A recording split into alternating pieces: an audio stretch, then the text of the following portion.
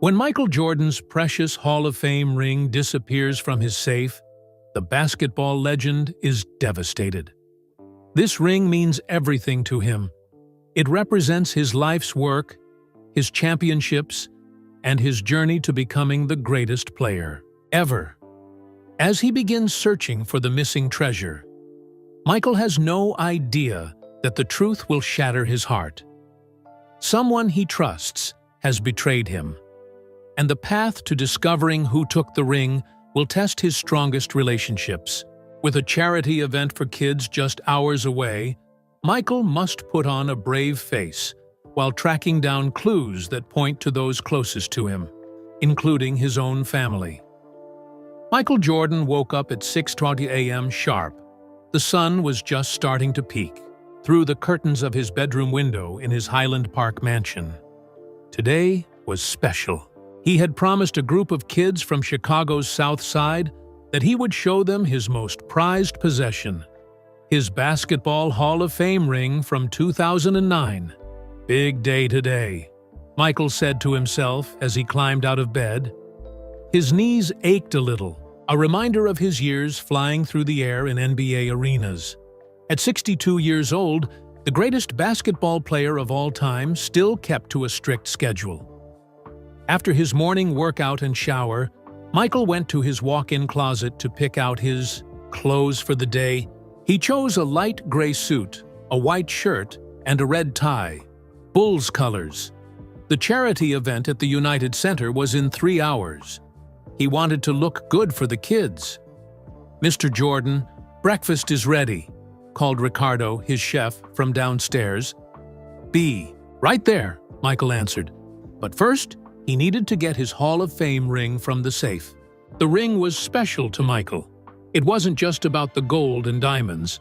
The ring stood for everything he had worked for his entire life. It represented all those early mornings practicing shots while other kids were still sleeping. It represented the 6 NBA championships, the 5 MVP awards, and all the times he had proven his doubters wrong. Michael walked to the painting on his bedroom wall, a picture of the Chicago skyline. He moved it aside to reveal a small safe built into the wall. Only a few people knew about this safe: his personal assistant Kayla, his security chief Tyrone, and his closest family members. He entered the code 22345669, his jersey number twice, and the number of championships he'd won. The safe clicked open. Michael reached inside, feeling for the small velvet box where he always kept the ring. His fingers moved around the safe, touching papers and a few other valuables. But the velvet box wasn't there. "That's weird," he said, frowning. He took everything out of the safe, one by one. Birth certificates, his will, some cash, special watches, but no ring box. "Maybe I put it somewhere else," he muttered, though he knew he hadn't. Michael was careful with his most precious items. The ring always stayed in the safe unless he was wearing it or showing it to someone special. Michael's heart started beating faster. He searched the safe again, then looked around his bedroom. Nothing. He picked up his phone and called Tyrone Williams, his head of security who had worked for him for 15 years. "Tyrone, can you come up to my bedroom right away?"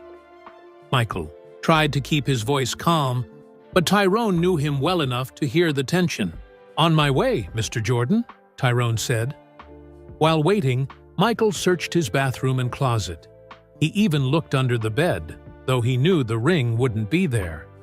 By the time Tyrone arrived, Michael's hands were shaking. "What's wrong, sir?" asked Tyrone, a tall, muscular man with serious eyes. "My Hall of Fame ring is missing from the safe," Michael said. Tyrone's expression changed from concern to alarm. "Are you sure, Mr. Jordan? When was the last time you saw it?" 3 days ago. I showed it to Marcus when he visited from Charlotte. I put it back in the safe myself. I'm 100% sure." Tyrone pulled out his phone. "I'll check the security footage right away."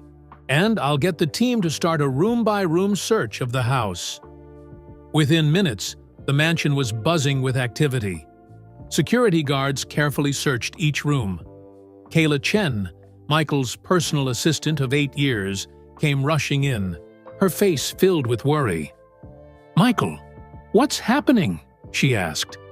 "Someone took my Hall of Fame ring, Kayla," Michael said, his voice breaking a little. Even after all his success and millions of dollars, that ring meant more to him than almost anything he owned. "But how?" "The security here is top-notch," Kayla said, looking as confused as Michael felt. Tyrone returned, his face grim. "Sir, I've checked the security footage from the past week. There's nothing unusual.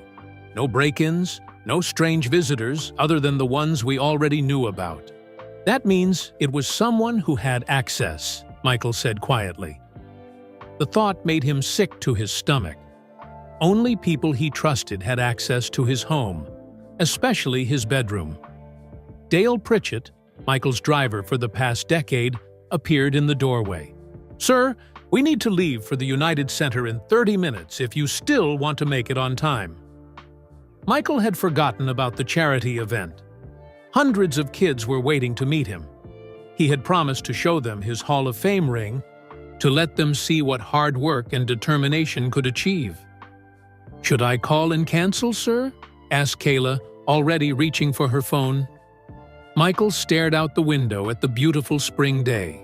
The kids had been looking forward to this event for months. Some of them came from the toughest neighborhoods in Chicago, facing challenges every day that made his own childhood struggles seem small. "No," he decided. "I'm not canceling. My ring is just a thing.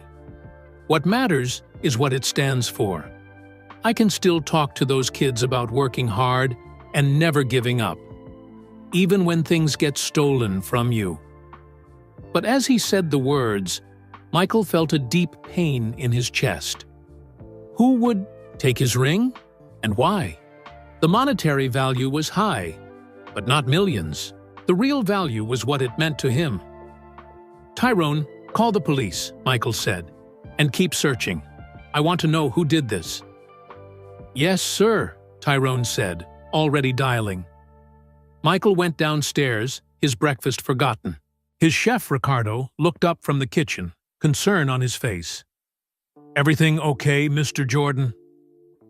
"Someone took my Hall of Fame ring, Ricardo," Michael said. Ricardo's eyes widened. "But who would do such a thing? Everyone who comes here respects you." That was the question that hurt the most. As Michael walked toward the front door where Dale was waiting with the car, he couldn't stop thinking about it. Someone he trusted had betrayed him. Someone close enough to know about the safe, to know the security patterns of the house. And when he found out who it was, it would break his heart.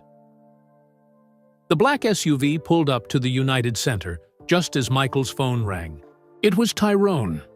"Mr. Jordan, the police are sending Detective Maya Reyes to the mansion.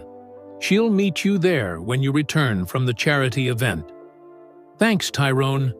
Keep me updated if you find anything," Michael said, ending the call. As Michael stepped out of the car, he spotted a familiar figure waiting near the entrance. Elon Musk. Michael had almost forgotten their scheduled meeting. The tech billionaire had asked to talk about a new basketball training technology he was developing. "Michael, good to see you," Elon said, extending his hand. "I know you're busy with the event, but I thought I could catch you for a few minutes before it starts." "Now's not a great time, Elon," Michael said, trying to hide his distress. Elon studied Michael's face. "Is everything all right? You seem troubled." Before Michael could answer, his phone buzzed with a text from Kayla. "Detective Reyes arrived early. She's asking if you can return ASAP." "I need to cancel our meeting," Michael told Elon. "Something important came up." "Anything I can help with?" Elon asked. Michael hesitated. As Elon began to speak, he had no idea that his impromptu speech would not only move the wedding guests to tears, but would set in motion events that would profoundly change many lives in the room, including his own. "I've built companies and launched rockets," Elon said. "But I've learned that the most complex problems often require fresh eyes.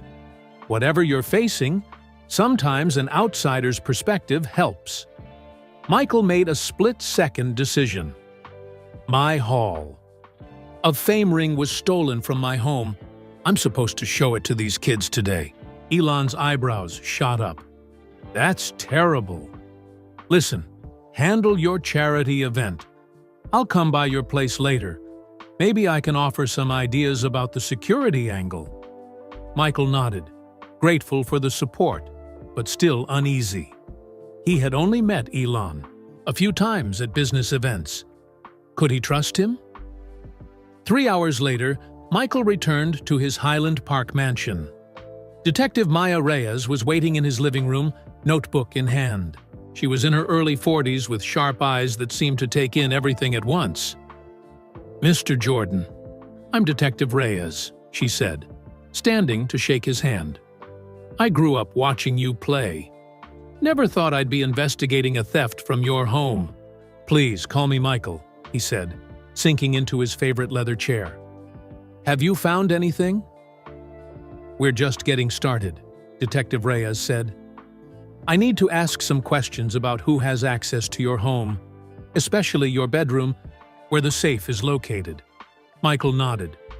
"My security team, led by Tyrone Williams, my personal assistant Kayla Chen, my chef Ricardo Mendez, my driver Dale Pritchett, and of course, my family members when they visit." Detective Reyes wrote down the names. "Anyone else been in your home recently? Any guests, workers, friends?" Michael thought for a moment. "My nephew Marcus was here 3 days ago. That's when I last saw the ring. My former teammate Scottie Pippen visited last week. My business manager Curtis Polk came by to discuss some investments. And Elon Musk was here briefly to talk about a basketball tech project." "Elon Musk?" Detective Reyes's pen paused. "The Tesla guy?" "Yes, he wants me to invest in some virtual reality basketball training system. We've been talking about it for a few weeks." Just then, the doorbell rang. Tyrone's voice came through the intercom. "Mr. Jordan, Elon Musk is here. Should I let him in?" Michael looked at Detective Reyes, who nodded. "This might be interesting," she said quietly. Elon walked in, his casual t-shirt and jeans a stark contrast to the formal setting of Jordan's mansion. "Michael, I hope I'm not interrupting," Elon said, then noticed Detective Reyes. "Oh, the police are already involved. Good. Mr. Musk, I'm Detective Reyes," she said. "Mr. Jordan mentioned you were here recently discussing a business venture?" "That's right," Elon said, sitting down. "I'm developing a VR system that tracks and analyses basketball shooting form. Who better to partner with than the greatest shooter in history? And during your visit, did you go upstairs? To Mr. Jordan's bedroom, perhaps?" Detective Reyes asked. Elon's eyes widened. "No, absolutely not. We stayed in the office downstairs." "The ring was upstairs?" Michael nodded. "When exactly was your last visit, Mr. Musk?" Detective Reyes asked. "Last Thursday, around 3 p.m., we spoke for about an hour." Detective Reyes made more notes. "Mr. Jordan, who else knows about your safe? The exact location?" "Just family and my closest staff," Michael said. "It's behind a painting in my bedroom. The code is based on my jersey number and championships." "Not the most secure combination," Detective Reyes observed. "Anyone who knows you well might guess it." Michael had never thought of it that way. He'd trusted the people around him so completely that it never occurred to him one of them might betray him. "I'd like to interview your staff individually," Detective Reyes said. "Starting with your security chief, Tyrone Williams." As if on cue, Tyrone appeared in the doorway. I've been reviewing all security footage again, Mr. Jordan. Still nothing suspicious. That's concerning in itself, Detective Reyes said. Mr. Williams, how long have you worked for Mr. Jordan? 15 years, Tyrone said proudly. Never had a security breach until now. And the other staff members? How long have they been employed? Here. Kayla's been here 8 years. Ricardo, the chef, 12 years. Dale's been driving for Mr. Jordan for 10 years. Anyone new? Detective Reyes asked. Tyrone hesitated. Well, there's Sofia Garcia, a new housekeeper, started about a month ago. I'd like to speak with her, Detective Reyes said. Elon, who had been quietly listening, spoke up. What about the security system itself? Could it have been hacked or disabled temporarily? Tyrone shook his head. State-of-the-art system. No outages or glitches reported. Detective Reyes stood up. Mr. Jordan, I need to see the safe and your bedroom. Then I'll talk to each staff member privately. As they headed upstairs, Michael felt a knot in his stomach. Someone he trusted had betrayed him, and finding out who it was would break his heart. Detective Reyes examined the safe carefully, taking photos and dusting for fingerprints. Doesn't look like it was forced open, she said. Whoever took the ring either knew the combination or watched you enter it at some point. Michael sat heavily on the edge of his bed. I've got to get back to the United Center soon. Those kids are counting on me. Go, Detective Reyes said. I'll keep working here and interview your staff. We'll find your ring, Mr. Jordan. 40 minutes later, Michael was back at the United Center. He pushed his worries aside as he walked into the large event space filled with excited children. Banners hung from the ceiling reading, "Dream Big with MJ," and "Chicago Youth Basketball Camp." "Mr. Jordan! Mr. Jordan!" the kids shouted as he entered. Their faces lit up with huge smiles. Many wore Red Bulls jerseys with his number 23 on the back. Kayla had accompanied Michael to the event. She whispered, "Remember, just stick to the speech we prepared. Don't mention the ring unless someone asks directly." Michael nodded, but his heart wasn't in it. These kids had been told they would get to see his Hall of Fame ring up close. It was the highlight of the event. "Hello, everyone," Michael said into the microphone, forcing a smile. "I'm so happy to be here with all of you today. Who loves basketball?" Hundreds of small hands shot into the air, accompanied by cheers. "That's what I like to hear. Basketball changed my life, and it can change yours too. It taught me about hard work, teamwork, and never giving up, even when things get tough." For the next hour, Michael signed basketballs, posed for photos, and answered questions from the excited children. He was starting to feel better, their energy lifting his spirits. Then a small boy with glasses, maybe 9 years old, approached him.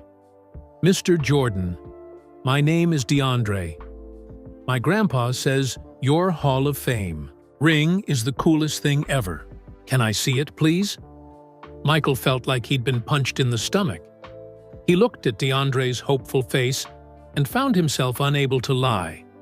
"I'm sorry, DeAndre. I can't show you the ring today." "Why not?" DeAndre asked, his smile fading. Michael knelt down to eye level with the boy. "Because sometimes in life, things don't go as planned. Even things we care about can go missing." "Your ring is missing?" DeAndre asked, his eyes wide. Michael realized his mistake too late. "It's being cleaned right now for a special event. But you know what? The ring is just a symbol. What matters is the work it took to earn it. Nobody can take that away." DeAndre nodded, though he looked disappointed. "I understand, Mr. Jordan. My mom says the same thing when my trophies get broken." Michael felt tears forming in his eyes. He quickly stood up and turned away, pretending to take a drink of water. From the side of the room, a man watched the exchange with concern. Marcus Jones had been Michael's teammate at Laney High School in Wilmington, North Carolina. Now he ran youth basketball programs in Chicago and often helped at Michael's charity events. As the event wound down and the children began leaving with their parents and teachers, Marcus approached Michael. "Something's wrong, MJ. I can see it on your face." Michael looked at his old friend.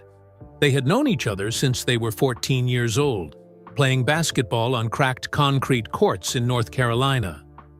"Not here," Michael said quietly. "Meet me in the office upstairs." In the private office that the Bulls still kept for Michael at the United Center, he told Marcus everything about the missing ring, the investigation, and his fear that someone close to him had betrayed him. "That's messed up, man," Marcus said, shaking his head. "Who would do that to you?" "That's what I can't figure out," Michael said. "Everyone who has access to that safe has been with me for years. I trust them all." "What about that new housekeeper Tyrone mentioned? Sophia something?" "She doesn't know about the safe, and the security footage shows nothing unusual." Marcus leaned forward. "Remember when your shoes got stolen before the state championship game in high school? We stuck together then, and we'll stick together now. I'll help you find that ring." Michael smiled gratefully. "Thanks, Marcus. You've always had my back." Marcus's phone buzzed. He checked it and frowned. "That's weird. I just got a text asking if you found your ring yet. But I haven't told anyone about it." "Who's it from?" Michael asked. "Unknown number," Marcus replied. "Someone else knows your ring is missing, MJ." Michael's phone rang. It was Detective Reyes. "Mr. Jordan, we may have our first lead. Can you come back to the mansion and bring your assistant Kayla with you? I need to ask her some questions." "What kind of questions?" Michael asked, suddenly alert. "It seems Ms. Chen made a large cash withdrawal from her bank account 3 days ago, the day after you last saw your ring." Michael ended the call, his mind racing. Kayla had been with him for 8 years. He trusted her completely. Could she have taken his ring? As he and Marcus headed for the exit, Michael spotted Elon Musk talking to a group of event sponsors. Their eyes met briefly, and Elon gave a small nod as if to say, "I'm working on it." The mystery was deepening, and Michael wasn't sure who he could trust anymore. Back at the Highland Park mansion, Detective Reyes had set up a temporary command center in Michael's office. Papers covered the large oak desk, and a whiteboard listed potential suspects. "Mr. Jordan, thank you for returning so quickly," Detective Reyes said. She gestured to Kayla, who sat nervously in a chair. "Ms. Chen and I were just discussing her financial situation." "I didn't take your ring, Michael," Kayla said immediately, her voice trembling. "I would never betray you like that." Michael wanted to believe her. Kayla had been his right hand for 8 years, organizing his life with incredible efficiency. She knew all his secrets, handled his most private matters, and had never once let him down. "Then explain the cash withdrawal," Detective Reyes said, her tone professional but firm. $5,000, the day after Mr. Jordan last saw his ring. Kayla's eyes filled with tears. "It was for my brother. He's in Las Vegas. He got into some trouble with gambling debts. I didn't want to tell you because I was embarrassed." Michael felt a wave of relief. That sounded like the truth. Kayla had mentioned her brother's gambling problems before. "Can you prove that?" Detective Reyes asked. "I sent the money by wire transfer," Kayla said. "The bank will have records." Detective Reyes nodded. "We'll check that out." She turned to the whiteboard. "Let's go through everyone who might have had access or opportunity." Tyrone stepped forward. I've been reviewing security footage from the past month, not just the EHOEP past week. I found something interesting from 2 weeks ago. He pulled up a video on his tablet. The footage showed Dennis Rodman, Michael's former Bulls teammate, known for his wild behavior and unpredictable nature, visiting the mansion. "Rodman was here?" Michael asked, surprised. "I was in New York that day for a business meeting." "Yes, sir," Tyrone confirmed. "He said he was in town and wanted to drop off a gift for you. Ms. Chen let him in. He stayed for about 20 minutes, all." Eyes turned to Kayla. "He brought a signed jersey for your collection," she explained. "I didn't think it was a problem. He's been here before." "Did he go upstairs?" Detective Reyes asked. "No, he stayed in the living room," Kayla insisted. "I was with him the whole time." Detective Reyes made a note.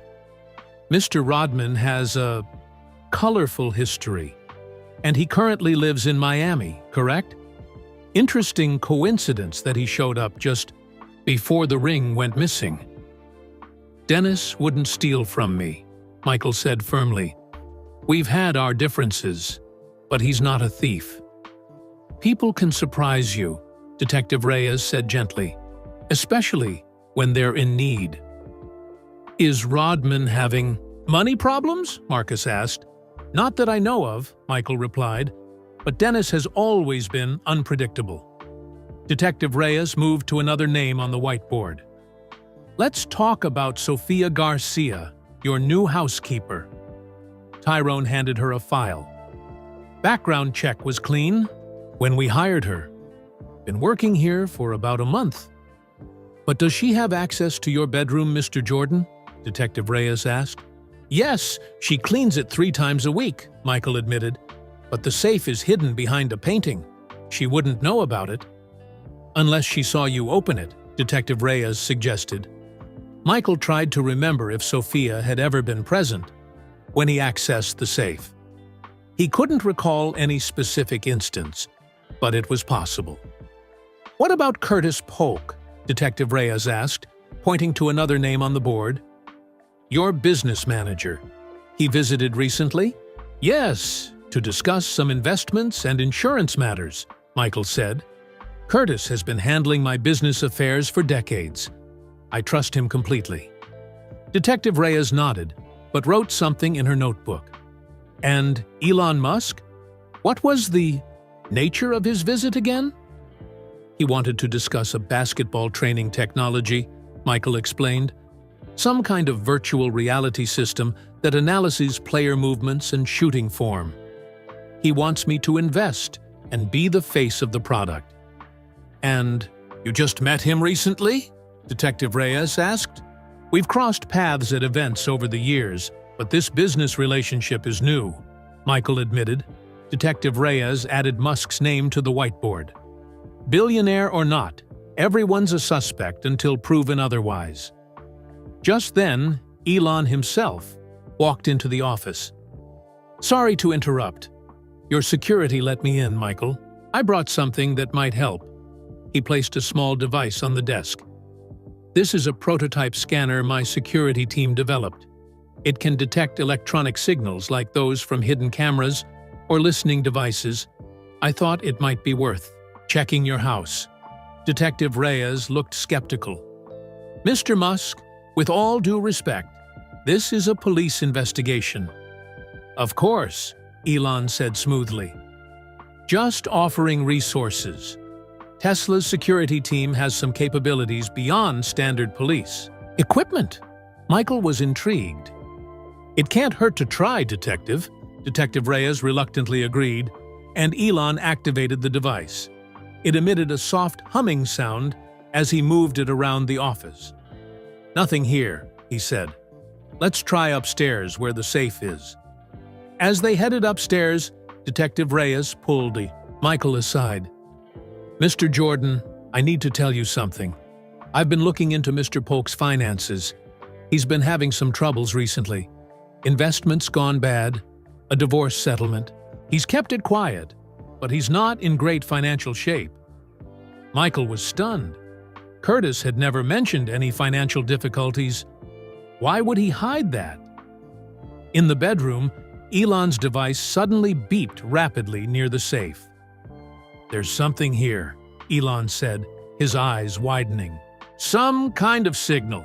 Tyrone looked alarmed. "That's impossible. We sweep for bugs regularly."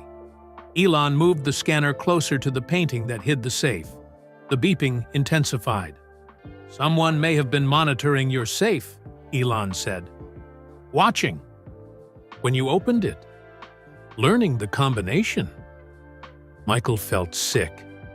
The betrayal was even deeper than he'd imagined. Someone had been spying on him in his own bedroom.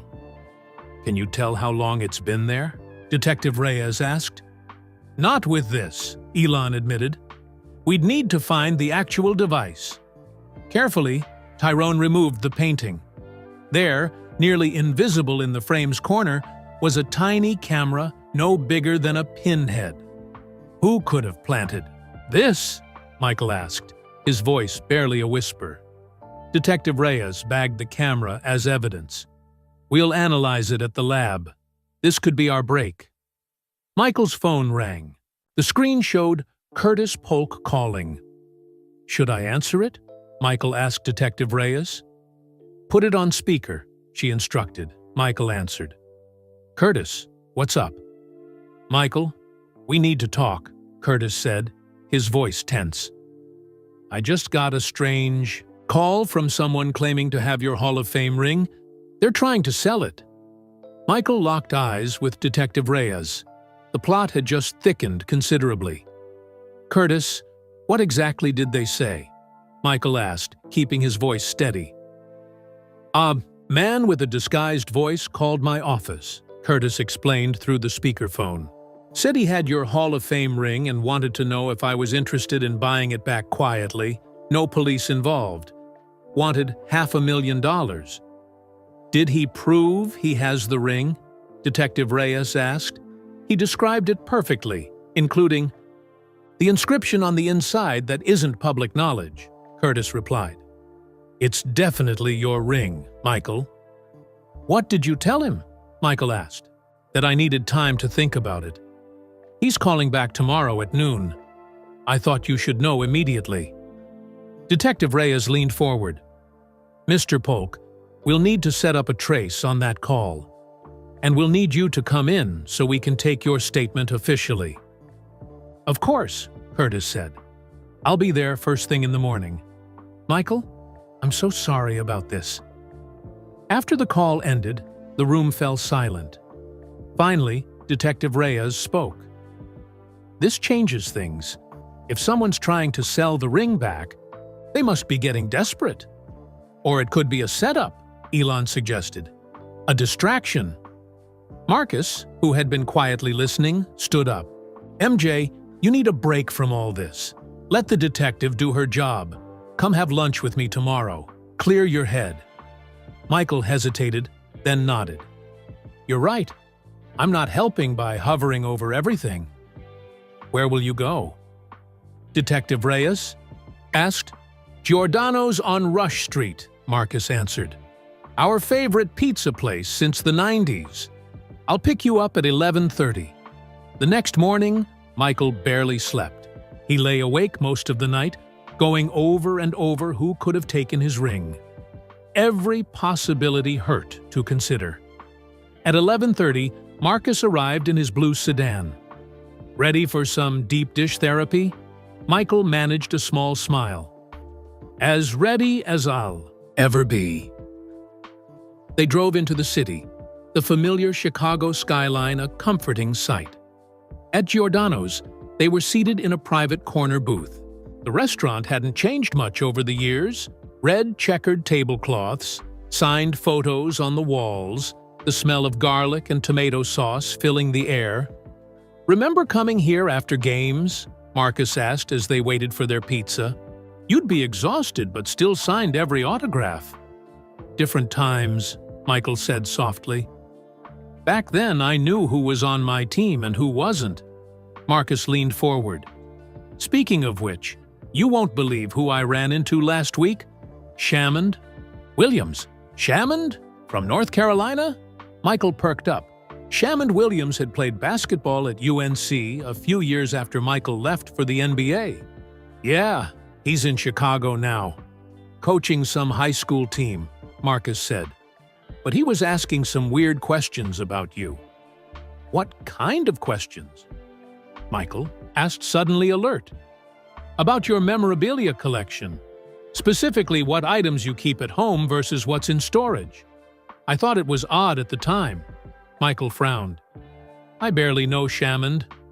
We met a few times at UNC alumni events, but that's it. Exactly, Marcus said. And you know he always had that chip on his shoulder.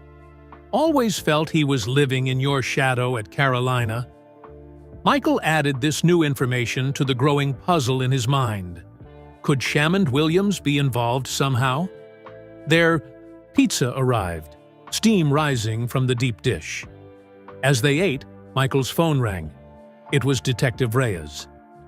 Mr. Jordan, we found something interesting in the older security footage. 2 weeks ago, Curtis Polk visited your mansion at 11:30 p.m. According to your staff, this was unusual. Very unusual, Michael confirmed. Curtis never comes by that late. What did he say he was doing there? He told your night security he needed to pick up some urgent documents you'd left for him, Detective Reyes replied. But your assistant Kayla says you didn't leave any documents. Michael's stomach tightened. Curtis has been my business manager for over 20 years. I don't want to believe he'd betray me. There's more, Detective Reyes continued. The security system had a 3-minute outage 10 days ago.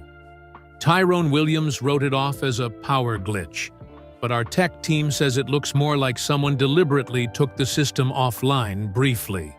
Tyrone? Michael could hardly believe it. His security chief had been with him through thick and thin. That doesn't make sense. We're investigating all angles, Detective Reyes assured him.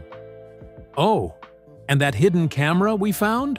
It's an expensive model, not something an amateur would use. Very sophisticated. After ending the call, Michael stared out the restaurant window. The Chicago River flowed past, tourists on boats pointing at the city's famous buildings. Bad news? Marcus asked. Curtis visited my place late at night 2 weeks ago for no clear reason. And Tyrone might have covered up a security system outage, Michael explained. People I've trusted for decades, Marcus. Marcus shook his head. That's hard to hear. But remember when Coach Smith always said, never assume, always verify? Maybe there are explanations. I hope so, Michael said.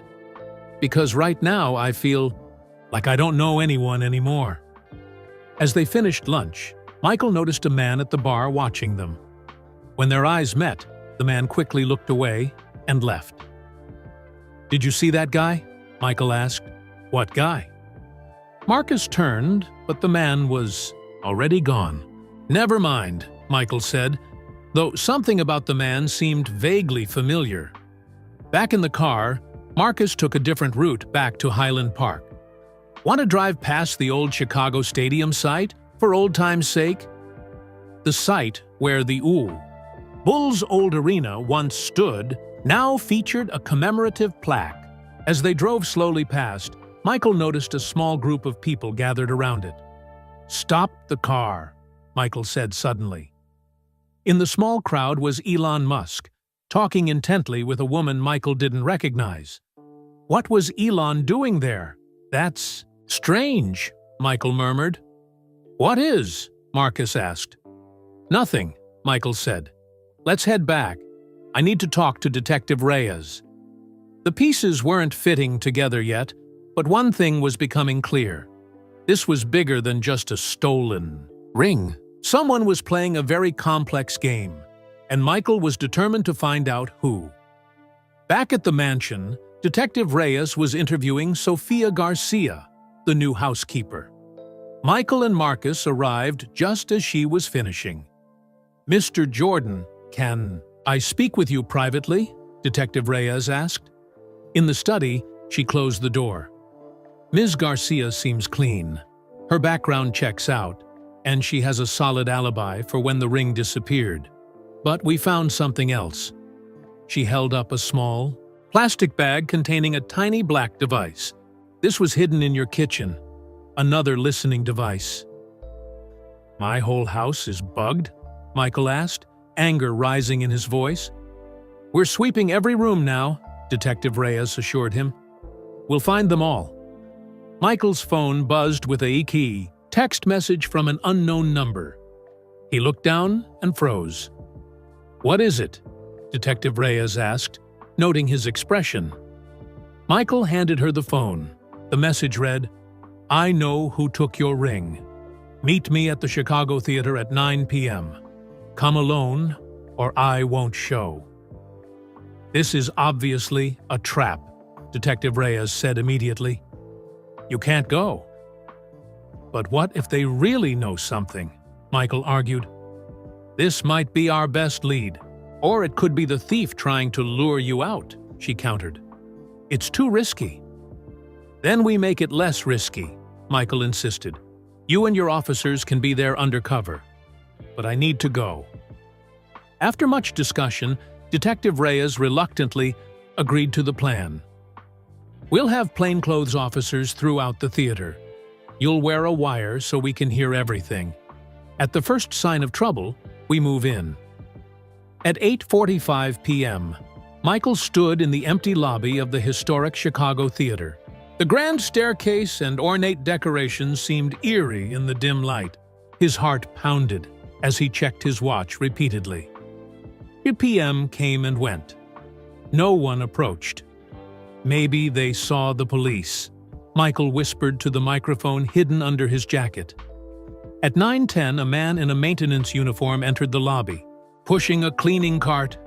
"Sir, the theater is closed for the night," the man said, approaching Michael. "I'm waiting for someone," Michael replied, watching him carefully. The man looked around nervously, then reached into his pocket. "Someone paid me $100 to give you this."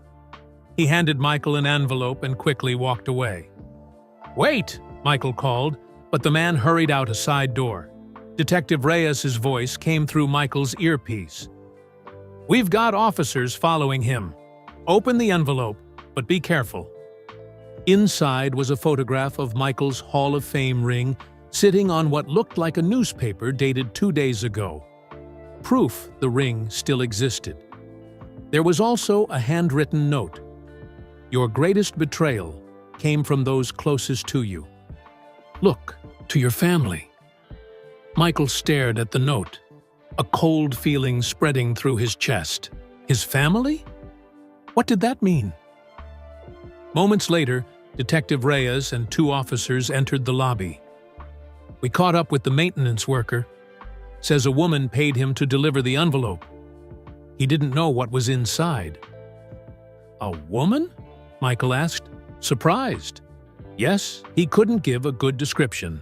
Said she was wearing sunglasses and a hat. Average height, maybe in her 30s or 40s. Back at the police station, they reviewed security camera footage from around the theater. The cameras had caught a blurry image of a woman handing the envelope to the maintenance worker. "Can you clean up that image?" Michael asked the technician. After some computer enhancement, the grainy picture became slightly clearer. Michael leaned forward, squinting at the screen. "That looks like..." he began, then stopped. "You recognize her?" Detective Reyes asked. "It could be Kayla," Michael said quietly. "My assistant. But it's hard to tell for sure with the hat and glasses." Detective Reyes frowned. "Ms. Chen told us she was having dinner with friends tonight. We can verify that alibi." "I can't believe Kayla would betray me," Michael said, shaking his head. "There must be some mistake." "The note mentioned family," Detective Reyes pointed out. "Ms. Chen isn't family." "She's like family," Michael insisted. "She knows everything about me, my schedule, my personal life." "Which is exactly why she'd be a prime suspect," Detective Reyes said gently. "We'll look into it carefully before making." any accusations. Late that night, Michael returned to his mansion, his mind racing. The security team had removed 7 listening devices from throughout the house. Someone had been spying on him for who knows how long. But who? And why go to such elaborate lengths for one ring? Even a Hall of Fame ring? As he got ready for bed, Michael stared at the empty spot in his safe where the ring had been. The notes, words echoed in his mind. Your greatest betrayal came from those closest to you. Look to your family. His actual family, his ex-wife Juanita, his 3 children Jeffrey, Marcus, and Jasmine, they would never betray him like this. Would they? His phone rang, startling him. It was Marcus Jones. MJ, I've been thinking about everything. I think we need to go to North Carolina. Your roots. That's where the answers are. North Carolina? Why? Just a feeling, Marcus said. Sometimes you need to go back to the beginning to understand the present. Michael considered this. North Carolina was where it all started. His basketball journey, his rise to fame. Could the answer to the missing ring lie in his past? I'll think about it, Michael said. Thanks, Marcus. After hanging up, Michael noticed a new email on his phone. The subject line made his blood run cold. I have what you're looking for. With trembling fingers, Michael opened the email. There was no text, just an image attachment. He tapped it, and there was his Hall of Fame ring, photographed on top of today's Chicago Tribune. Whoever had the ring was taunting him, proving they still had it. Michael immediately called Detective Reyes. I just received an email with a photo of my ring, he explained. They're contacting me directly now. Forward it to me right away, she instructed. We can trace the sender's IP address. Michael did as she asked, then paced his bedroom, too agitated to sleep. The suggestion to visit North Carolina kept playing in his mind. What answers could possibly be waiting for him there? By morning, he'd made his decision. He called Marcus. You're right. Let's go to Chapel Hill. There's a UNC game tomorrow night. I'll have my pilot prepare the jet. Detective Reyes wasn't happy about Michael leaving Chicago. The investigation is here, she argued in his kitchen that morning. Whoever took the ring is here. Maybe not, Michael countered. That email last night came from an IP address in North Carolina. Your tech team confirmed it. This was true. The police had traced the email to a coffee shop in Chapel Hill, though the trail went cold after that. I need to follow this lead, Michael insisted. And I need to clear my head. Everyone here is under suspicion, even people I've trusted for years. Detective Reyes relented. Fine, but I want daily updates. And take no unnecessary risks. That afternoon, Michael and Marcus boarded Michael's private jet at Chicago Executive Airport. As they settled into the plush leather seats, Michael noticed. Marcus seemed nervous. Everything okay? Michael asked. Just not a fan of flying, Marcus replied, buckling his seatbelt tightly. The flight to Raleigh-Durham International Airport took just over 2 hours. A rental car was waiting for them, and they drove the short distance to Chapel Hill, the college town where Michael had become a basketball star in the early 1980s. Feels like coming home, Michael said as they passed familiar landmarks. Franklin Street, the Carolina Inn, and finally, the Dean E. Smith Center, home of the UNC Tar Heels basketball team. They checked into the Carolina Inn, a historic hotel near campus where Michael always stayed when visiting. In his room, Michael called ahead to UNC's current basketball coach, Roy Williams, an assistant coach during Michael's playing days who had become head coach long after Michael left for the NBA. Michael, great to hear from you, Coach Williams exclaimed. I heard you're coming to the game tomorrow. The team would love to meet you. I'd like that, Coach, Michael said. But I'm here on personal business, too. Could we talk privately tomorrow? Before the game? Of course. Come by my office at 5 p.m. After hanging up, Michael and Marcus went to dinner at Top of the Hill, a popular restaurant overlooking Franklin Street. As they ate, Michael noticed several people taking discreet photos of him with their phones. "Never gets old, does it?" Marcus commented. "Being the most famous person wherever you go." Michael shrugged. "You get used to it." Their server, a young student with wide eyes, approached nervously. "Mr. Jordan, I hate to bother you, but there's a gentleman at the bar who says he's an old friend of yours. He asked if you'd join him for a drink." Michael frowned. "Did he give a name?" "No, sir, but he said you'd want to talk to him." Michael exchanged glances with Marcus, then nodded. "Tell him he can come over." A few minutes later, a familiar figure approached their table. Michael's stomach tightened.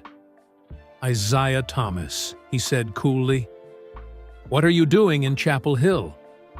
Thomas, Michael's longtime rival from his Chicago Bulls days, when Thomas played for the Detroit Pistons, smiled thinly.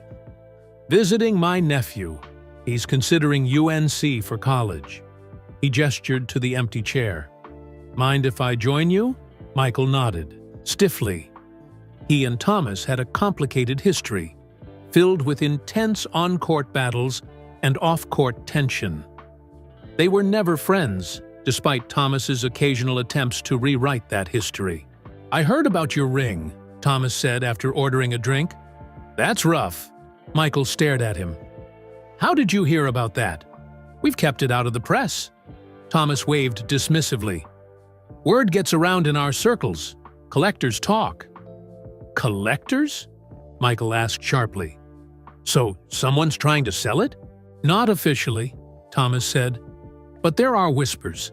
Someone's putting out feelers to gauge interest." He leaned forward. "Look, I know we've had our differences, but I respect what that ring means to you. If I hear anything concrete, I'll let you know." After Thomas left, Marcus looked troubled. That was weird. What's he really doing here? "I don't know," Michael said, "but it's a big coincidence that he shows up right after the ring goes missing." The next day, Michael met with Coach Roy Williams in his office at the Dean Smith Center.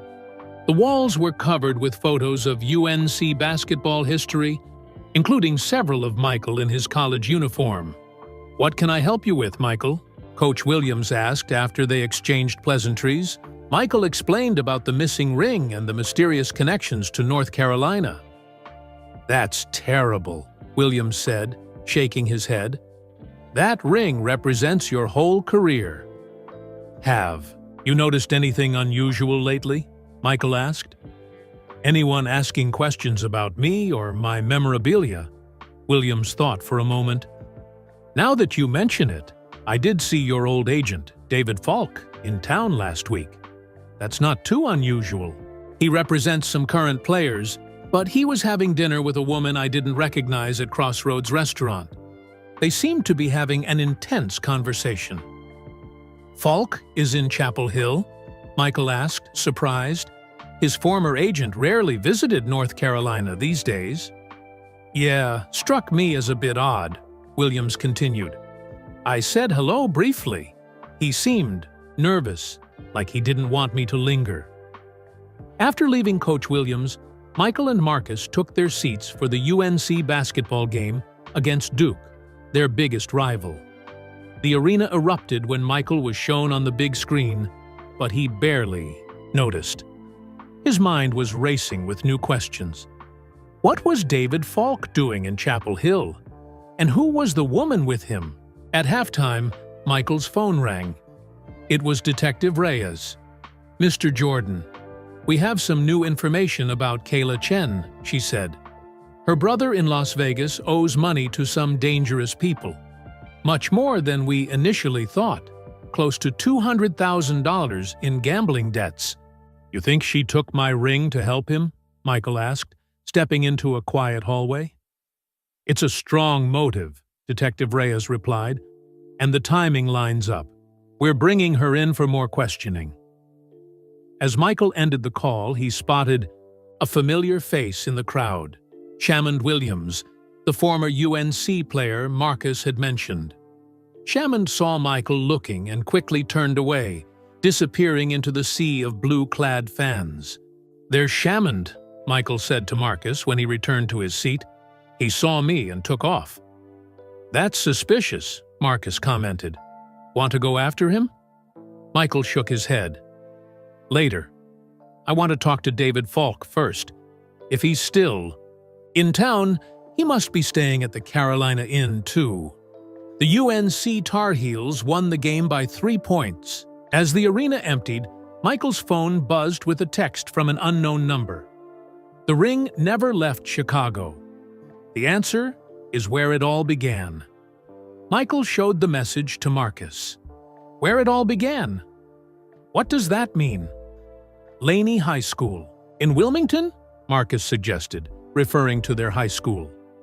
Or maybe the old Chicago stadium where you started with the Bulls. Michael stared at the message. "I don't know, but I'm starting to think this trip was a mistake. We need to get back to Chicago."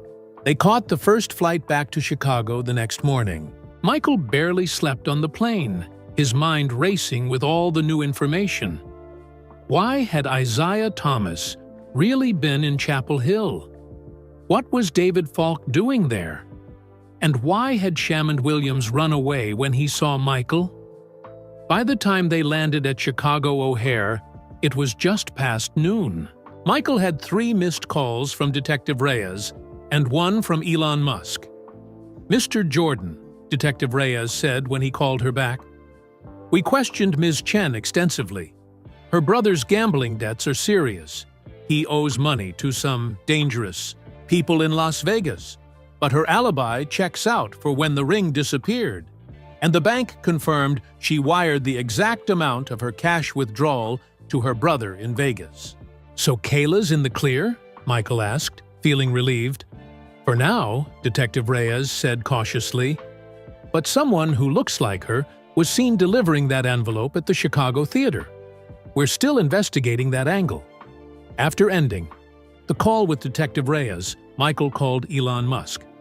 "Michael, I've been trying to reach you," Elon said. "Can we meet today? I've been working on something that might help with your situation." They arranged to meet at the Tesla showroom on Grand Avenue in downtown Chicago. When Michael and Marcus arrived, Elon was waiting for them in a private room at the back of the showroom. "This whole ring situation has got me thinking," Elon said once they were seated.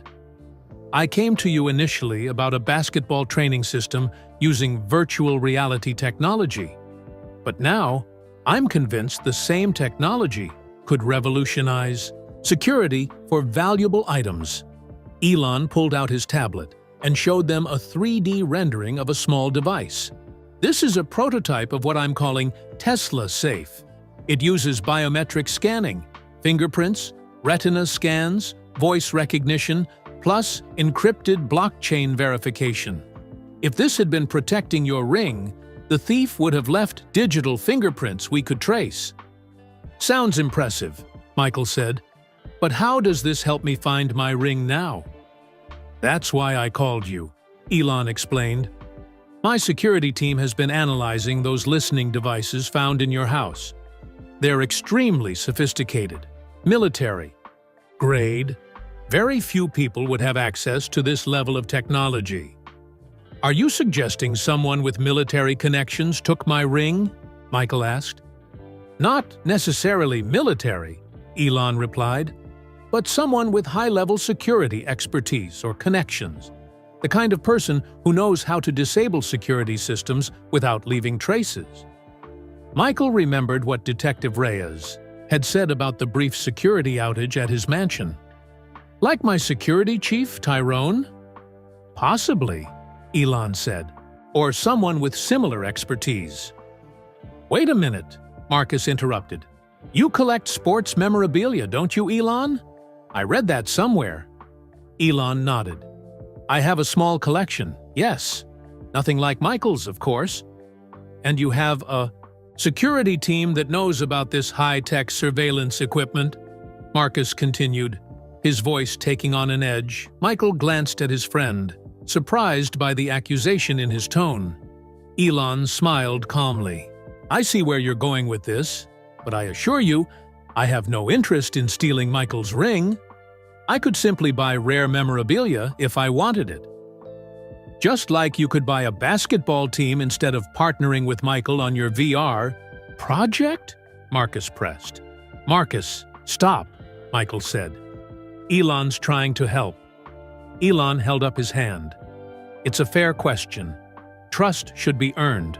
Michael, to be completely transparent, my head of security is Blake Reynolds, a former FBI agent who specializes in security systems. He's the one who's been analyzing the devices found in your house. Blake Reynolds, Michael repeated. I'd like to meet him. Of course, Elon said, typing on his phone. He can be here in 20 minutes. While they waited, Elon showed Michael more details about the basketball training system he was developing. The technology used sensors to track a player's movements and provided real-time feedback on shooting form, footwork, and other skills. This could really help young players, Michael admitted, momentarily distracted from his missing ring, especially those who don't have access to top coaches. Exactly, Elon said enthusiastically. And with your name attached to it, every kid in the world would want to use it. Blake Reynolds arrived precisely 20 minutes later. He was a tall, lean man with short gray hair and the alert posture of someone used to assessing threats. Mr. Jordan, it's an honor, Blake said, shaking Michael's hand. I've been studying the surveillance devices from your home. They're not something an amateur would use. Do you have any idea who might have placed them? Michael asked. Based on the technology, I can narrow it down to a few possibilities. Blake explained. They're similar to devices used by private intelligence firms, the kind rich people hire to spy on business competitors or unfaithful spouses. Or the kind someone might hire to track valuable collectibles, Michael suggested. Blake nodded. Exactly. There's a firm in Miami that specializes in this type of work. They're called Sentinel Security Solutions. Very discreet, very expensive. Miami? Michael and Marcus exchanged looks. Dennis Rodman lives in Miami, Marcus said. And he visited your house recently, Michael remembered. It's a connection worth exploring, Blake agreed. But these firms work for many high-profile clients. As they talked, Michael's phone buzzed with a text from Detective Reyes. Urgent news about Curtis Polk. Call me ASAP. Michael excused himself to make the call. Mr. Jordan, we've been looking into Mr. Polk's recent activities, Detective Reyes said. A collector in Hong Kong contacted us. Someone tried to sell him a Basketball Hall of Fame ring a few days ago. The deal fell through when the collector became suspicious about its authenticity. Was it Curtis? Michael asked, his voice tight. The seller used an intermediary, but we're tracing the money trail. I thought you should know.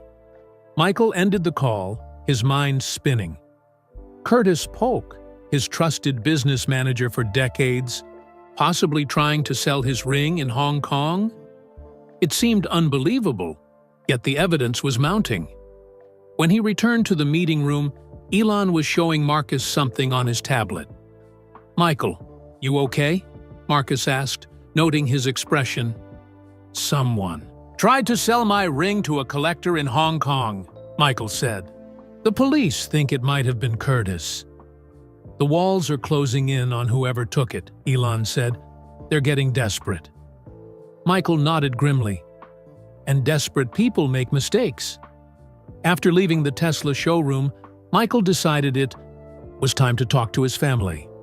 He hadn't told them about the missing ring yet, not wanting to worry them. But if the anonymous note was right about looking to his family for answers, he needed to see them face to face. He called his ex-wife Juanita, with whom he maintained a friendly relationship, despite their divorce years earlier. "I know it's last minute," Michael said. "But could you get the kids together for dinner tonight? I need to talk to all of you." "Is everything okay, Michael?" Juanita asked, concern in her voice. "I'll explain when I see you," he replied. Juanita agreed to host dinner at her Lincoln Park home, where their 3 children, Jeffrey, Marcus, and Jasmine, often gathered for family occasions. Detective Reyes wasn't happy about Michael's plan. "If someone in your family is involved, you could be tipping them off," she warned when Michael called to update her. "I know these people better than anyone," Michael insisted. "I'll see things you wouldn't notice." That evening, Michael arrived at Juanita's elegant brick home. The familiar scent of her cooking brought back memories of their years together. All 3 of his children were already there, gathered in the living room. Jeffrey, his oldest at 36, greeted him with a firm handshake.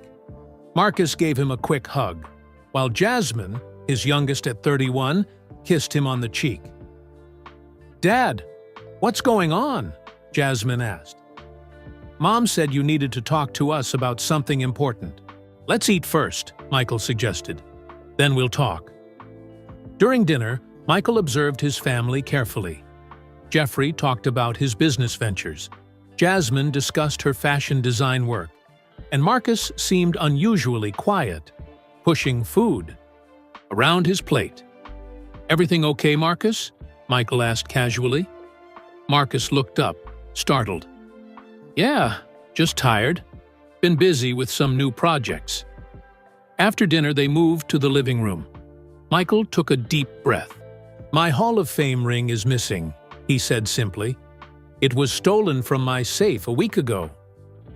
Their reactions seemed genuine: shock, concern, and anger on his behalf. Juanita immediately began asking practical questions about police involvement and insurance. "Why didn't you tell us sooner?" Jeffrey asked. "I wanted to handle it quietly," Michael explained. "The police are investigating, but I've also been following some leads myself." "Any suspects?" Jasmine asked. Michael hesitated. "Several. The problem is, they're all people I trust." Marcus shifted uncomfortably in his chair. "Anyone we know?"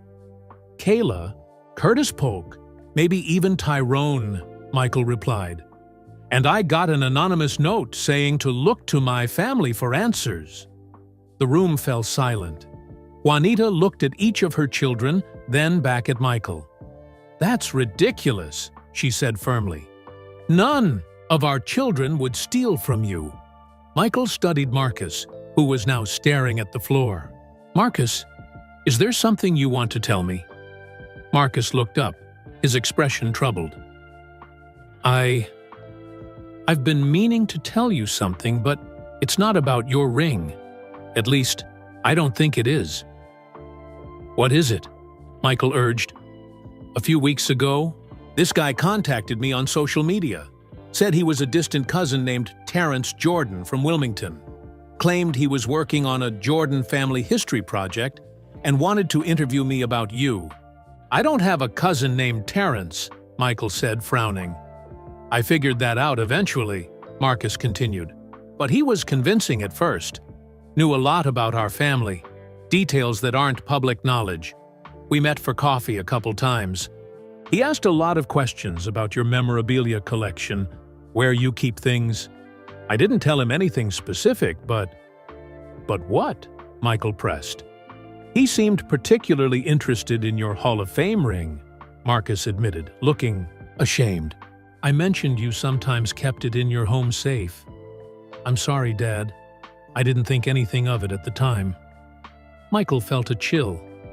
What was this man's real name? "I don't know. When I got suspicious and pressed him for ID, he stopped contacting me." Michael immediately called Detective Reyes, putting her on speakerphone. He explained what Marcus had told him. "Did you get a photo of this man?" Detective Reyes asked. "No, but I could work with a sketch artist," Marcus offered. "He was maybe 40, medium build, light brown skin. His most distinctive feature was a small scar near his right eye. Detective Reyes promised to send a sketch artist to Marcus the next morning. After ending the call, Michael noticed Jasmine looking thoughtful. "What is it, Jazz?" he asked. "That description sounds like Antoine Walker," she said slowly. "The former NBA player?" Michael asked, surprised. Jasmine nodded. "I met him at a charity event last year. He has a scar like that." Michael knew Antoine Walker's story well. A successful NBA career followed by bankruptcy after retirement. Walker had lost nearly $110 million through bad investments and excessive spending. A former NBA player desperate for money, Michael mused. That's a solid motive. "But how would he know about your safe?" Juanita asked. "Marcus only mentioned you kept the ring at home." "Someone must be helping him," Michael reasoned. "Someone with inside knowledge." As they continued discussing possibilities, Michael's phone buzzed with a text from Detective Reyes. "Urgent update. Can you come to the station?" Michael excused himself, promising to keep his family informed. Outside, he called the detective. "What's happened?" he asked. "We traced the email with the ring photo," she replied. "It was sent through multiple servers to hide the origin, but our tech team finally pinpointed it. The original IP address belongs to a computer registered to Tyrone Williams." Michael felt like the ground had shifted beneath his feet. Tyrone, his security chief for 15 years, a man he'd trusted with his life?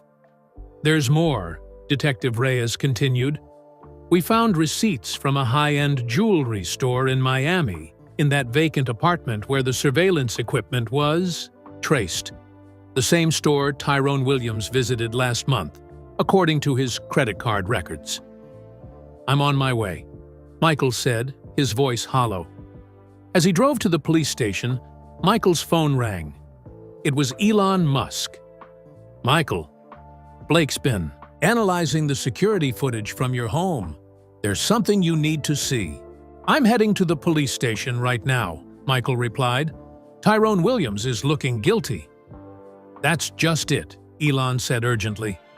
"The footage has been altered, very professionally, but Blake found the discrepancies.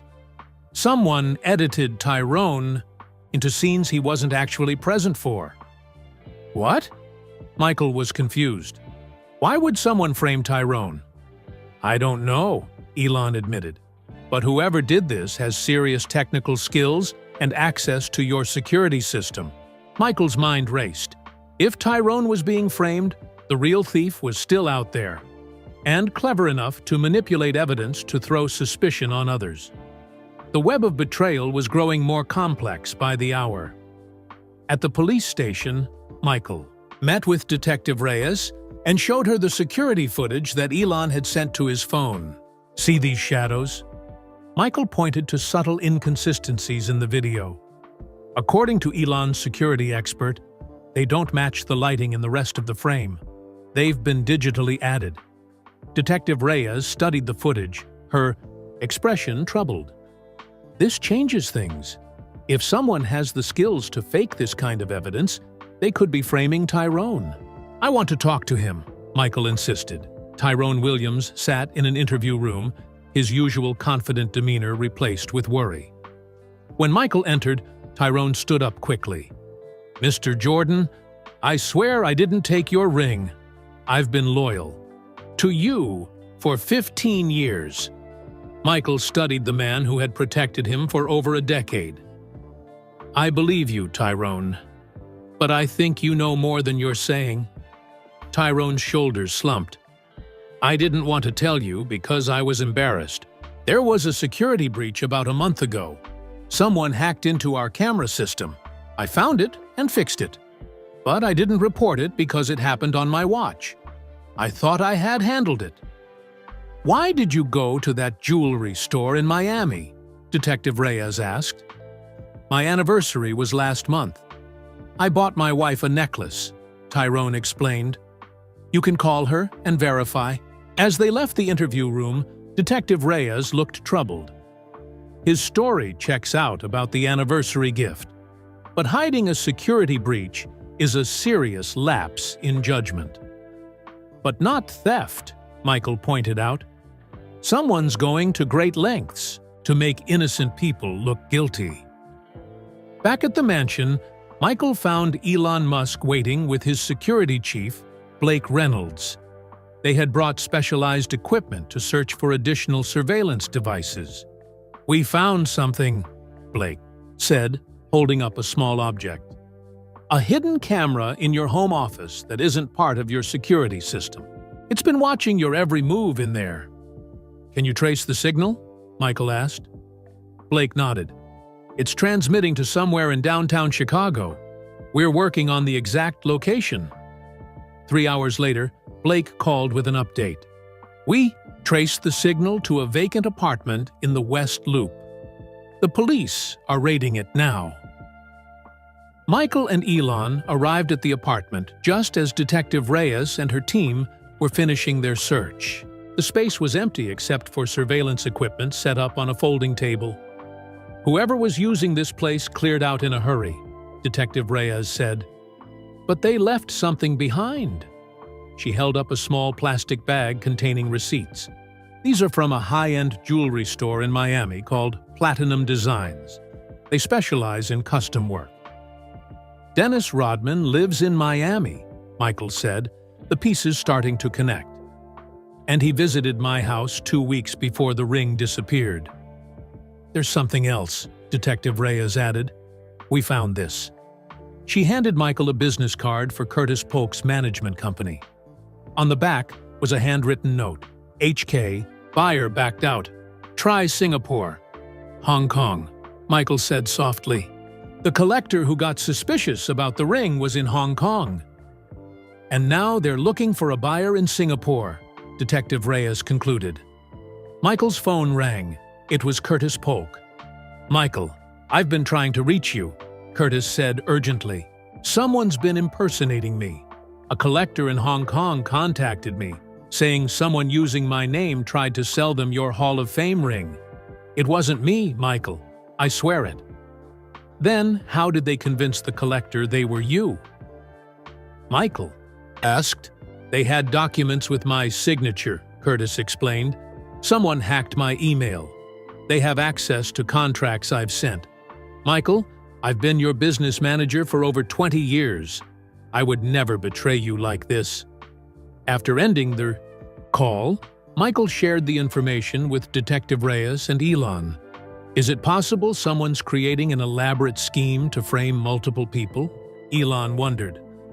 "First Tyrone, then Curtis, maybe even Kayla." "But why?" Michael asked.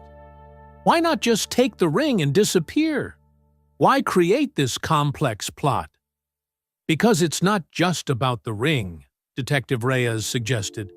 "It might be about hurting you personally, destroying your trust in the people closest to you." Michael felt a chill at the thought. Someone wasn't just stealing from him. They were trying to dismantle his entire support system. Blake Reynolds returned from examining the surveillance equipment. "We found something strange on the computer. Someone was researching another NBA Hall of Famers memorabilia collection." "Jerry West." "Jerry West?" Michael repeated. "The logo?" "Yes, and there were notes about his schedule, his security setup. It looks like your ring might not be the only target," Blake explained. Michael immediately called Jerry West, warning him about the potential threat. West thanked him for the heads up and mentioned something that made Michael's heart sink. "You know, I heard about your ring situation from someone in Charlotte last week," West said. "Thought it was strange it wasn't in the news." "Who told you?" Michael asked sharply. "Your nephew, Marcus. He was visiting from Charlotte. Mentioned it at a golf event." Michael ended the call, confused. He had only told his nephew Marcus about the missing ring 3 days ago, during their visit to his home. How could he have been telling people in Charlotte about it last week? The betrayal was taking shape, but the picture it formed was more disturbing than Michael had imagined. "I need to go to the Basketball Hall of Fame," Michael told Detective Reyes the next morning. "In Springfield, Massachusetts." "Why there?" she asked. "Something's not adding up," Michael explained. "Maybe being where it all started, where I received the ring, will help me think clearly." Detective Reyes wasn't convinced, but agreed to continue the investigation in Chicago while Michael traveled to Springfield. This time, Michael went alone. He needed space to think without distractions. The Naismith Memorial Basketball Hall of Fame stood tall and proud, its distinctive spherical shape gleaming in the morning sun. Michael had been here many times, most importantly in 2009 when he was inducted and received the ring that was now missing. Inside, visitors recognized him immediately, but the staff respectfully gave him space to wander through the exhibits. Michael stopped in front of his own display, which featured his Bulls jersey, shoes, and photos from key moments in his career. The spot where a replica of his Hall of Fame ring should have been displayed was empty, with a small sign saying, "Item, temporarily removed for cleaning." "They took it down after I reported mine missing," Michael realized. The Hall of Fame had a replica of each inductee's ring on display. As Michael moved through the museum, memories flooded back. The night of his induction, the speech he gave, the people who had been there to support him. He remembered slipping the ring onto his finger for the first time, feeling the weight of all his years of hard work and dedication. "Michael Jordan," a familiar voice said behind him. "Didn't expect to see you here today." Michael turned to find Jerry West, the NBA legend whose silhouette formed the NBA logo, standing there with a friendly smile. "Jerry, what are you doing here?" Michael asked, surprised. "Board meeting," West explained. "We had to discuss some new exhibits, but the real question is, what brings you here? I heard about your ring." "I'm trying to figure out who took it," Michael admitted, "and why they're going to such lengths to frame the people close to me." West nodded sympathetically. "Terrible business. By the way, your nephew seemed quite concerned when he mentioned it last week." "When exactly did you talk to him?" Michael asked carefully. "At the charity golf tournament in Charlotte," West replied. "Must have been Tuesday or Wednesday last week. He mentioned it quietly, asked me not to tell anyone else. The timeline was wrong. The ring had only disappeared less than a week ago, and Michael had only told his nephew Marcus about it 3 days ago."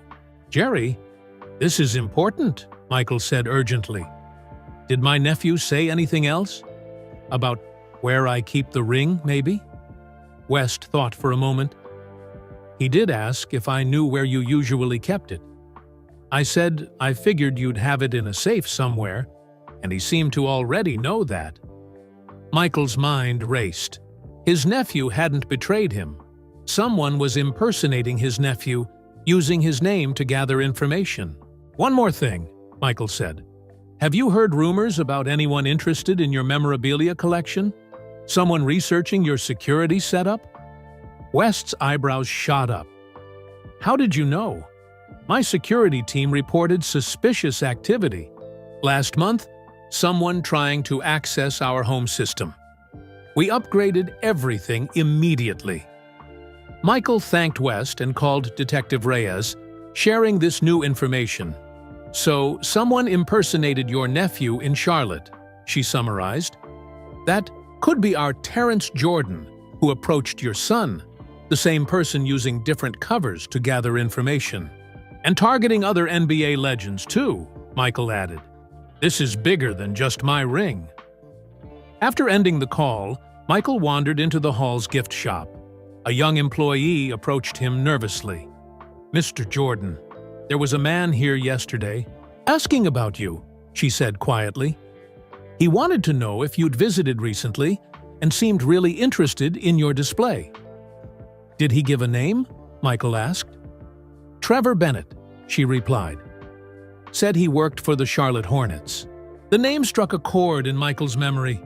Trevor Bennett had been an assistant coach for the Charlotte Hornets when Michael owned the team. They'd had a falling out when Bennett was caught selling team insider information to gamblers. Michael had fired him personally. Michael immediately called his nephew in Charlotte to confirm he hadn't spoken to Jerry West last week. Then he called Detective Reyes again. "I need information on Trevor Bennett," he told her. "Former Hornets assistant coach. He might be our guy." While waiting for her to call back, Michael's phone buzzed with a text from an unknown number. "The ring is where your heart broke first." Michael stared at the message, understanding washing over him. The old Chicago Stadium, where the Bulls played before the United Center was built, where he experienced his early playoff defeats to the Detroit Pistons. His heart had broken there. Many times before, he finally broke through to become a champion. The stadium had been demolished years ago, but there was a commemorative plaque at the site.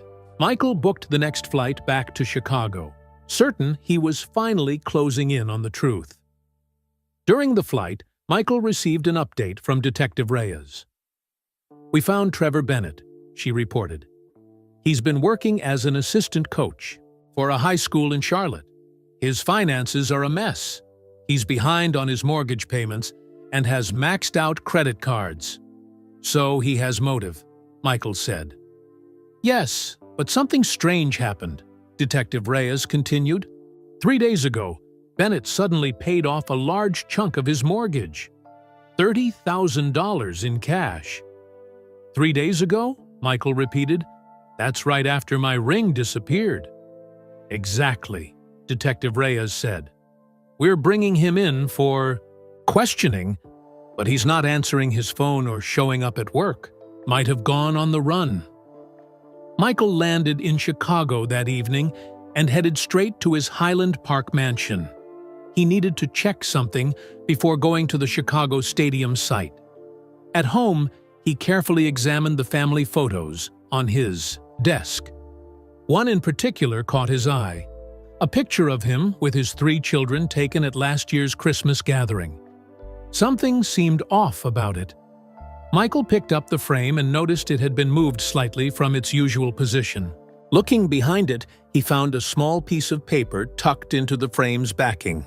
On it was written a series of numbers, 332-17 to C. "What is this?" Michael wondered aloud. He called Detective Reyes and described his discovery. "Could be a locker number," she suggested.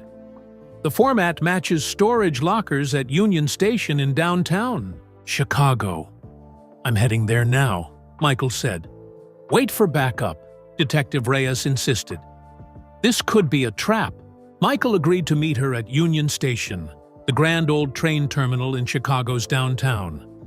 By the time he arrived, Detective Reyes was already waiting with 2 plainclothes officers.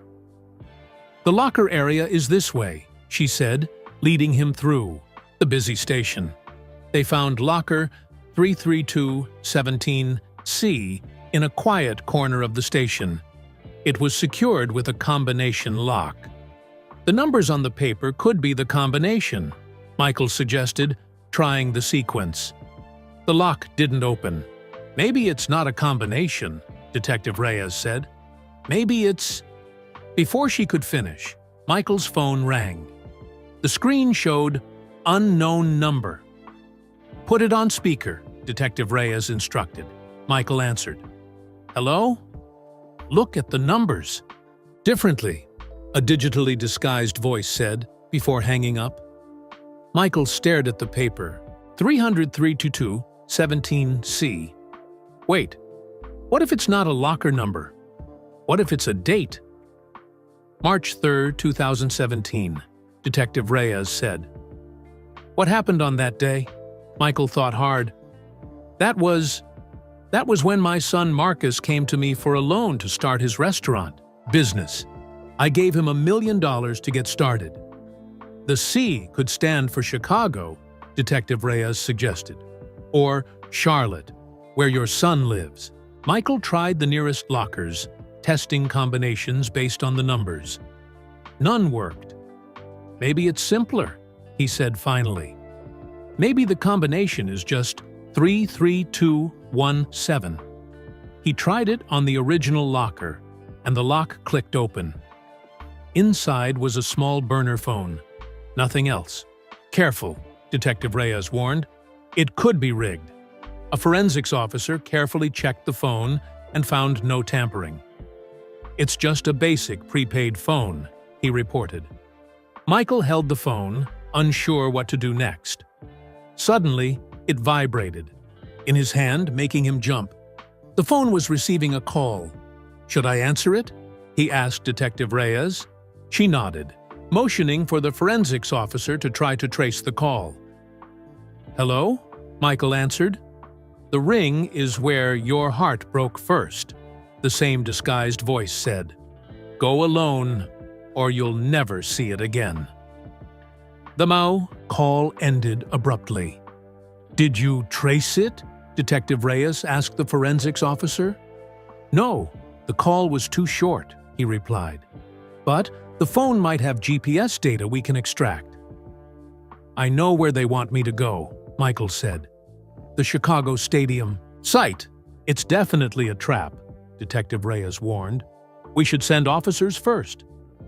If they see police, they might run, or destroy the ring, Michael argued. I need to go, but you can follow at a distance. After some discussion, they agreed on a plan. Michael would go to the Chicago Stadium site, while Detective Reyes and her team watched from unmarked cars nearby. The old Chicago Stadium had stood at 1800 West Madison Street before being demolished in 1995. Now, the United Center stood nearby, but a commemorative plaque marked where the original stadium had been. As Michael approached the plaque in the growing darkness, memories flooded back. The roar of the crowd, the battles against the Detroit Pistons, the heartbreaking playoff losses that had shaped him as a competitor. The area was empty, just a small plaza with the bronze plaque. Michael examined it carefully. The plaque was mounted on a stone base about 3 feet high. Looking closer, he noticed that the plaque seemed slightly loose on one side. Carefully, he tried to shift it. The plaque moved, revealing a small space behind it. Michael reached in and felt something wrapped in cloth. His heart pounding, he pulled out the small package. Unwrapping it carefully, he found his Hall of Fame ring, instantly recognizable by the unique inscription inside. I found it, he whispered, knowing Detective Reyes could hear him through the wire he was wearing. As he slipped the ring onto his finger, feeling its familiar weight, his phone buzzed with a text message. Now check behind the base. Michael looked behind the stone base of the plaque and found another small package taped to the back. Inside was a note and a piece of familiar fabric from the suit jacket he had worn at his Hall of Fame induction ceremony. The note read, I borrowed this because I needed the money, but I could never sell it. I'm sorry I betrayed you. Michael recognized the handwriting immediately, and his heart shattered into 1,000 pieces. Dad? Are you okay? Detective Reyes's voice came through his earpiece. We're coming to your location. Michael couldn't speak. He just stared at the note, written in the familiar handwriting of his youngest son, Marcus Jordan. Detective Reyes and her officers arrived moments later, finding Michael sitting on a bench near the plaque, the ring on his finger, the note clutched in his hand. Mr. Jordan, you found it, Detective Reyes said, relief in her voice. Then she noticed his expression. What's wrong? Wordlessly, Michael handed her the note. She read it, then looked at him with understanding in her eyes. The handwriting matches your son's? She asked gently. Michael nodded. It's Marcus, my own son. We should go back to the station, Detective Reyes suggested. Figure out what this means. At the police station, they gathered in a private conference room. Michael placed the ring, the note, and the piece of fabric on the table. I need to understand why, Michael said, his voice hollow. Why would Marcus do this? Detective Reyes made a call, then turned to Michael. I just received some information. Your son's credit card was used to purchase surveillance equipment similar to what we found in the downtown apartment. That doesn't make sense, Michael insisted. Marcus has plenty of money. The restaurant business is doing well. He doesn't need to steal from me. Sir, Detective Reyes said carefully, we've been looking into your son's finances. The restaurants aren't doing as well as you think. They've been losing money for the past year.